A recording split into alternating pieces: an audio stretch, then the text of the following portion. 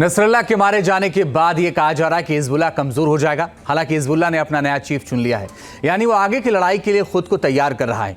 उधर इजराइल अब middle east में ऑपरेशन फोक्स रिटर्न चलाने की तैयारी में है, जो उसने 1967 में चलाया था।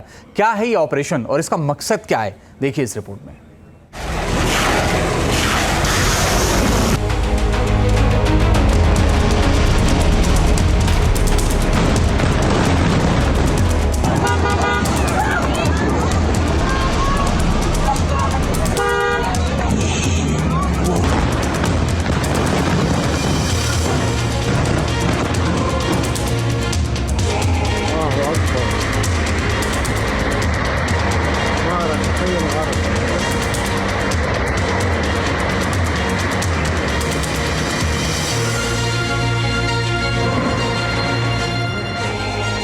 इजराइल जिसे अपना दुश्मन नंबर 1 कहा करता था, जिसने 32 सालों तक इजराइल की नाक में दम करके रखा, 15 साल की उम्र में जिसने इजराइल के खिलाफ हथियार उठाए, जिसके इशारे पर हुए रॉकेट हमलों की गूंज से इजरायली शहर थर्राते रहे, लेबनान में पेजर अटैक के बाद जिसने इजराइल को खौफनाक अंजाम भुगतने की चेतावनी दी थी।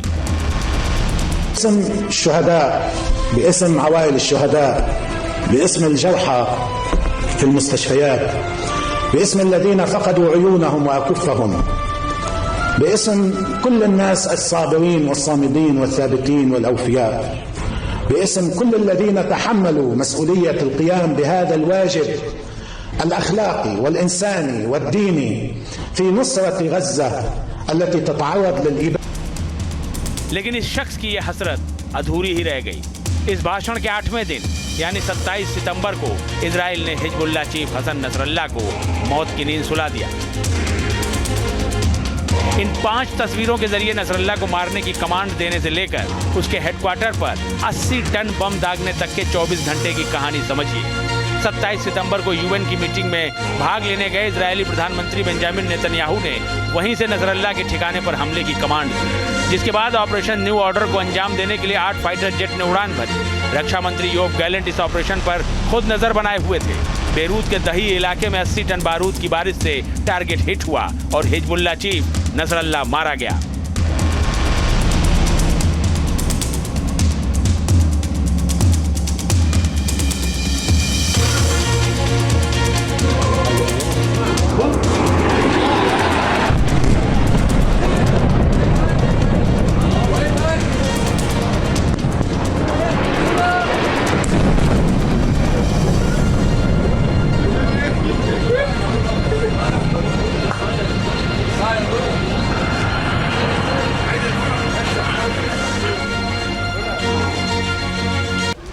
इजराइल ने नसरल्लाह को मारने के लिए बेरूत में 6 इमारतों को निशाना बनाया। इजराइल ने बंकर बस्टर बम गिराए। जहां बमबारी हुई वहां की तस्वीरें देख आप तबाही का अंदाजा लगा सकते हैं। यहां जमीन में करीब 90 फीट गहरा गड्ढा बन गया।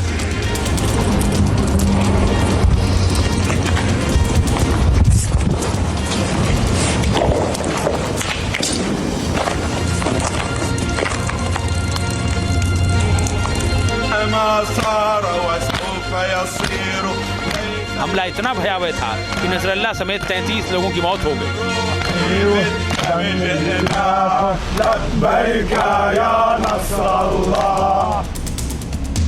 200 से ज्यादा लोग घायल हो गए। नसरल्लाह के शव की पहचान उसकी अंगूठी और कुछ दूसरी निशानियों से की गई। नसरल्लाह की मौत पर लेबनान से लेकर ईरान तक लोग मातम में डूबे हैं। अब सवाल उठता है कि हिजबुल्लाह के लिए हसन नसरल्लाह की मौत का मतलब क्या है?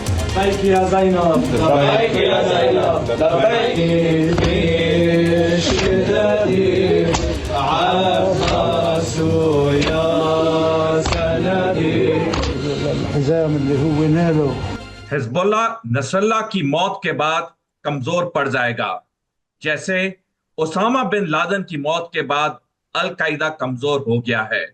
ईरान जितनी भी कोशिश कर ले अब हिजबुल्लाह को मदद करने की, लेकिन अब हिजबुल्लाह में वो ताकत नहीं रहेगी जो पहले थी जब नसरल्लाह जीवित था।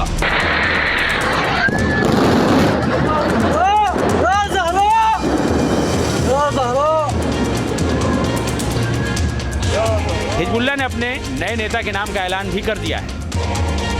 हसन नसरल्ला के मारे जाने के बाद अब हाशिम सफीउद्दीन को हिजबुल्लाह की कमान सौंपी गई है। हाशिम को हिजबुल्लाह की कई जिम्मेदारियां पहले से मिली हुई थी। वो कई विभागों का प्रमुख था।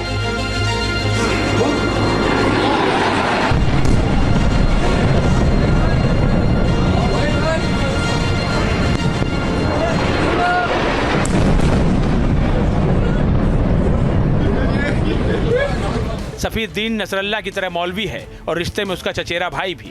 हिजबुल्लाह के राजनीतिक मामलों को वो देखता आया है। हिजबुल्लाह की एग्जीक्यूटिव काउंसिल का वो प्रमुख है।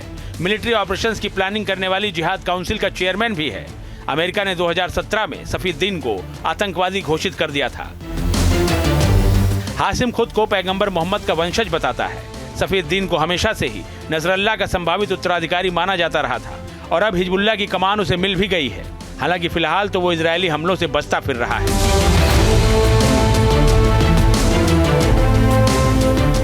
इजराइल फिर शुरू करेगा ऑपरेशन फोकस। करीब 1 साल से गाजा में सैन्य ऑपरेशन के दौरान इजराइल हमास के कई बड़े लीडर और टॉप कमांडर्स को उनके आखिरी अंजाम तक पहुंचा चुका है। बीते 10 दिनों में उसने हिजबुल्लाह के भी कई बड़े कमांडरों को निपटाया है, लेकिन फिलहाल वो रुकता नहीं दिख रहा। खबर है कि इजराइल एक बार फिर ऑपरेशन फोकस शुरू कर सकता है। वो ऑपरेशन जो उसने 1967 में मिस्र, जॉर्डन और सीरिया के खिलाफ किया था। ऑपरेशन फोकस रिटर्न्स का टारगेट इस बार सीरिया, इराक और यमन बन सकते हैं। शुक्रवार को इजरायली प्रधानमंत्री ने यूएन में जो स्पीच दी थी, वहीं से ऑपरेशन फोकस रिटर्न के संकेत मिल गए थे। नेतन्याहू ने इस दौरान 2 नक्शे दिखाए थे। एक को दुनिया के लिए आशीर्वाद बताया था तो दूसरे को अभिशाप।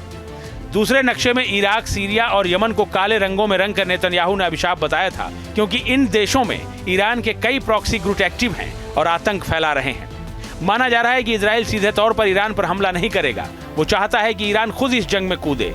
इसीलिए वो हमास और हिजबुल्लाह के बाद इराक, सीरिया और यमन में मौजूद ईरान के प्रॉक्सी गुटों को निशाना बनाने की योजना पर काम कर रहा है। 1967 में इजराइल ने ऑपरेशन फोकस चलाया था, जिसके तहत उसने अपने पड़ोसी देशों के 450 लड़ाकू विमानों को जमीन पे ही बर्बाद कर दिया था। कुछ ऐसा ही अब इजराइल कर रहा है अपने उन पड़ोसी मुल्कों में जिनमें वो लोग रहते हैं जो कि इजराइल के खिलाफ जंग बोल रहे हैं। अब वो ऐसे लोगों को गिन गिन के, चुन चुन के मार रहा है, ताकि वो आने वाले समय में इजराइल के लिए कोई दिक्कत पैदा नहीं करे। जाहिर है इस बार इजराइल खुद को हमेशा टारगेट करने वाली ताकतों के परमानेंट इलाज के मूड में है।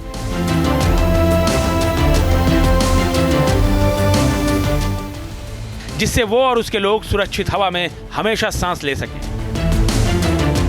Team news nation. News nation अब व्हाट्सएप पर। खबरों के ताजा अपडेट के लिए न्यूज नेशन के इस QR कोड को स्कैन करें।